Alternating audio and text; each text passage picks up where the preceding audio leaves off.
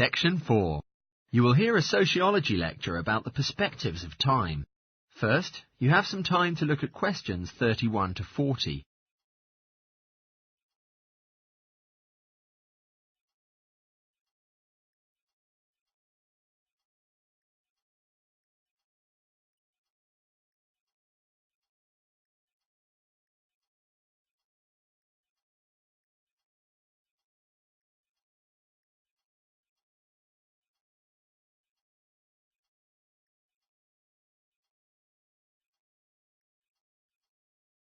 Now listen carefully and answer questions 31 to 40. Today, I would like to share something with you about time. Particularly, I'll be looking at the way we think about time and how these perspectives of time structure our life. Social psychologists have pointed out that there are 6 ways of thinking about time, which they regard as personal time zones. The first 2 types of time zones are based in the past.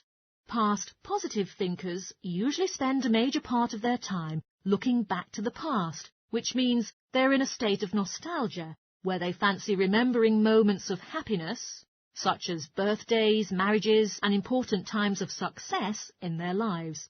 They are those who have the habit of keeping family records, books, and photo albums. The kinds of people living in a past negative time zone are also absorbed by earlier times, but they concentrate on all the negative sides of a life picture, such as regrets, failures, or poor decisions. They spend plenty of time imagining what life could have been. Then it is those who live in the present. Present hedonists live their life in pleasure and immediate sensation. Their life motto should be having a good time and avoiding painful experiences. Present fatalists live in the present as well. However, they think this moment is the product of circumstances entirely beyond their control, that it is more a fate. Whether it's poverty, religion, or society itself, something prohibits fatalists from thinking that they do perform a role in changing their life outcomes. Life is simply what it is. How about the future time zone? People who are sorted into the future active group are those who make plans and go for their plans. They don't play, but work and resist temptation. They make decisions in terms of potential consequences rather than experience itself. The other type of future-oriented perspective is future fatalistic. This group of people holds a belief that there will be a certainty of life after death, and a certain kind of judgment day when they will be assessed on how virtuously they have led their life and what achievements they have made in their lives. Okay, so much for all the types. You now may ask, in what ways are our lives influenced by these time zones? Well, let's start at the beginning. When we were born, no exceptions, everyone was a present hedonist. All the initial needs and demands, like being warm, secure, fed and watered, were all from that time. But formal education changes the way we think. Each one of us is taught not to focus only on the moment and start to make estimates about the future.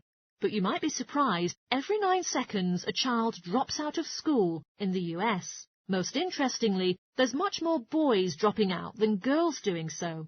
We may easily draw the conclusion boys aren't as intelligent as girls.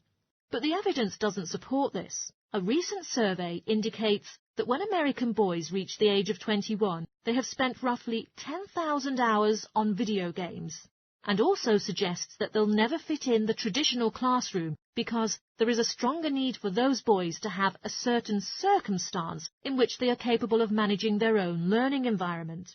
Now, let's move on to how we do prevention education. All kinds of prevention education are usually targeted at the future time zone. We say, don't smoke or you'll get cancer, get good grades or you won't get a good job. But as for present-oriented kids, it doesn't make sense. Though they do know the potentially detrimental consequences of their actions, they insist on how they behave because they're not living for the future. They are in the present right now. Logics won't be helping, and it's no use reminding them of potential fallout from their decisions or previous judgment errors. We have to get in their minds just as they're about to make a choice. How we value and use our time is greatly influenced by the time perspectives we have. When Americans come across a question about how busy they are, most of the interviewees usually report being busier than ever before. They admit to sacrificing their relationships, personal time, and good sleep during nights for their careers. But 20 years ago, 60% of Americans had sit-down dinners with their families. Yet now, the number has dropped to 20%. However, when they're asked, what if there were 8 days in a week? They say, oh, that'll be fabulous. They would spend that time working to achieve more. They're persistently trying to get to the future point of happiness. So, it's of vital importance that we know how other people think about time. We tend to think, oh, that person is really irresponsible, or that guy is power-hungry.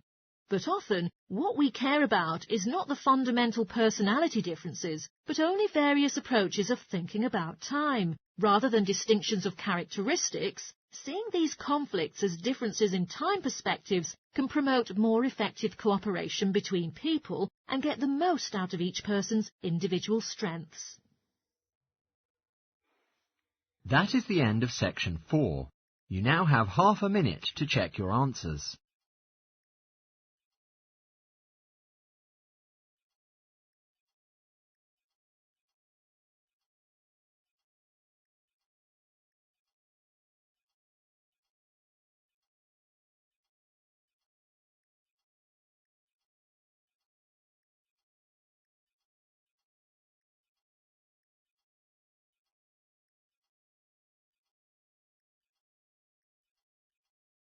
That is the end of the listening test.